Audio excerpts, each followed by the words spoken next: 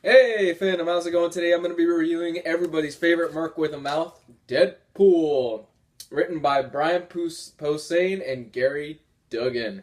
So, let's get into it. Brian Posehn is a guy who's been in the industry. Actually, I think he's relatively new. I think he's done a few little one-shot stories here and there, but he's a stand-up comedian and he is hilarious. If you ever get a chance, look up the guy's stand-up. He's a huge comic fan, kind of like Patton Oswalt. The guy's funny. Gerry Dugan, I don't really know much about, to be honest with you. This is actually my first time being exposed to any of his work. And to be honest with you, after this, I'm pretty impressed, to be honest. Now, what do you need to know? Come on, it's Deadpool. You guys know all about Deadpool, the merc with the mouth, the guy who you just cannot kill. He keeps regenerating himself. He's hilarious. He breaks the fourth wall, yada, yada, yada. But the problem is with a lot of people is Deadpool is overused. He's overused in everything. And I'm going to tell you right now, if you are not a fan of Deadpool, this isn't going to change your mind on him. This is Deadpool classic. This is Deadpool breaking the fourth wall, being a Looney Tune character, being in kind of this crazy situation, with a few little different caveats here and there that I'm going to get to in a few minutes. As the story starts out, basically what ends up happening is that there is this wizard who he used to work for S.H.I.E.L.D. And the wizard has brought back all the presidents of the United States because he feels that they can bring back order back to the United States. He feels that the United States has lost its way, that it's time to kind of get us back on the right track. So he brings back George Washington, Taft, all those big guys. And the presidents, they are kind of zombified and everything like that. And they decide, you know what? We're going to take over the world. As you would. Which, it's a great initial premise. And at the start of the story, what ends up happening is that Captain America actually takes care of one of the presidents and he beats him to a pulp, one of the former dead presidents. And then S.H.I.E.L.D. goes, okay, this is kind of a PR nightmare. We can't have Captain America, the symbol of the United States, attacking one of the former presidents of the United States. It just doesn't work. So what we're going to do is that we're going to use this lady. She's one of our flunkies at S.H.I.E.L.D. She's not really anybody. She's going to take care of this mission. And she decides, you know what? Let's use Deadpool. Deadpool's exposable. You know, he's expendable. We don't really need to bother with him. He's just useless and everything like that. So they hire Deadpool to do the job for them and to take care of the dead presidents. This is the first 6 issues of 12 that include in this hardcover. Now, issues 7 through 12 deal with kind of this kind of flashback story at the beginning of issue 7 where it ties in kind of a parody issue of the famous Demon in the Bottle storyline with Tony Stark. And in that issue, what ends up happening is that Deadpool makes a deal with Mephisto and one of his lackeys and says, you know what, I'm going to be able to make Tony Stark an alcoholic, and if I do that, you're going to give me money. And what ends up happening is pretty hilarious. Now, the highlight of this book, undoubtedly for me, is definitely Brian Posehn's writing. I think the guy is hilarious, and you can definitely see that his touch is inside of this book. Because if you have Deadpool and he's not funny, and if he doesn't break the fourth wall, kind of not that great of a character in my opinion, and Deadpool's kind of a very shallow character that nobody's really done anything extremely huge with him, at least as far as I've read. I have not read Daniel Way's run or any of those classic runs. I do actually need to go back and check those out. I have heard great things.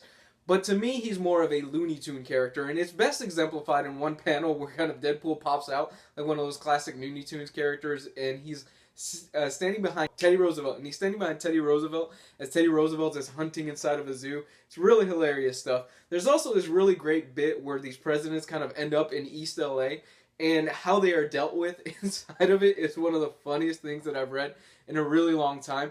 Perhaps the highlight, though, of the book for me, and the top moment of the book for me, being that I am a UFC kind of fan, is when Deadpool gets into a UFC fight with a former president. I'm not going to get into who it is, but it was just, it was so funny and it was so great, and I just laughed so much during that moment. Oh, it was hilarious. Now, I mentioned earlier that there are a few different caveats to this Deadpool series than what came before, and I really think that what Gerry Dugan and Brian Posehn do best in this series is that they kind of make him the sad-faced clown, because they kind of drop little beats here and there of Deadpool as a character, and you kind of get a feel for him, and you're like, okay, well, he's cracking jokes, he's breaking the fourth wall and all that other stuff, but there are moments of like a hint of sadness. The Deadpool kind of just wants a friend, and it actually works as kind of a character development standpoint for Deadpool, and something that I haven't seen in the previous incarnations that I've read of him, and something that I really enjoyed. Because as the series goes on, he does meet more people, and he does kind of go on these different missions and everything like that, and people kind of kick him to the side and make fun of him. And you do feel bad for the guy to some extent, you know, despite the fact that he is kind of, you know, a little crazy. Now, the art in this series is done very well by artists that range from Tony Moore all the way to Mike Hawthorne. There's 3 artists on here: Tony Moore, Scott Koblish, Mike Hawthorne, and they all do their parts very well. Tony Moore handles the first 6 issues, and if you've never seen anything by Tony Moore, the guy is great. He's a really solid artist, and he's done things such as Walking Dead. Yes, the Tony Moore, the guy who started Walking Dead with Robert Kirkman, and he's worked on books like Fear Agent. If you've ever seen the guy's art, you know, really good stuff. Scott Koblish actually handles the art duties in issue 7, which was a really great issue, to be honest with you, and it's kind of a highlight of the series because it's kind of a throwback to 1980s comics. Like I mentioned before, it kind of has that tie-in to Demon in the Bottle. It's a parody of it, and it was really a lot of fun.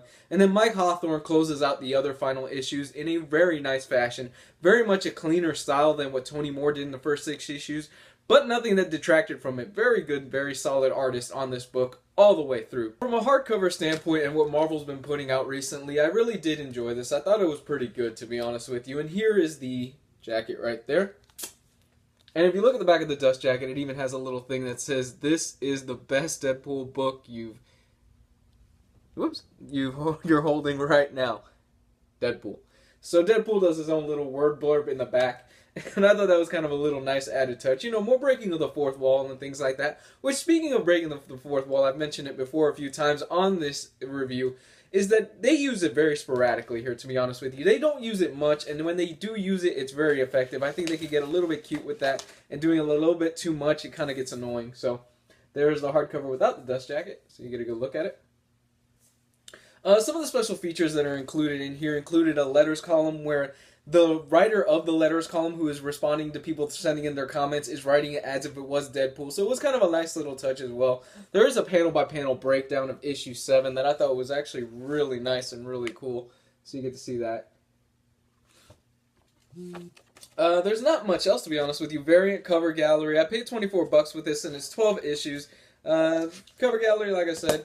Really, it's not bad, and if you are a Deadpool fan, I really do recommend you check this out. Now, if you are not a Deadpool fan, you're probably not going to want to read this, to be honest with you, because it's Deadpool. It is Deadpool. You know what you're getting into when you buy a Deadpool book, and it's fun, and you just read it, and you enjoy it. You turn your brain off, you have a good time. It's kind of like when you go to see an 80s action movie. You don't expect high, fine art. You just want to have a good time and laugh at it. So, with that said, I do weekly reviews of comic books, hardcovers, trade paperbacks, and I'm just starting to discuss video games on my channel. If this is your first time viewing my channel, check out some of the other stuff I have. I love to hear back from you. And if you have a favorite Deadpool comic, what is it? What's your favorite Deadpool quote or anything like that? Put it below in the comments section. Follow me on Facebook and Twitter. Love to hear back from you. Bye.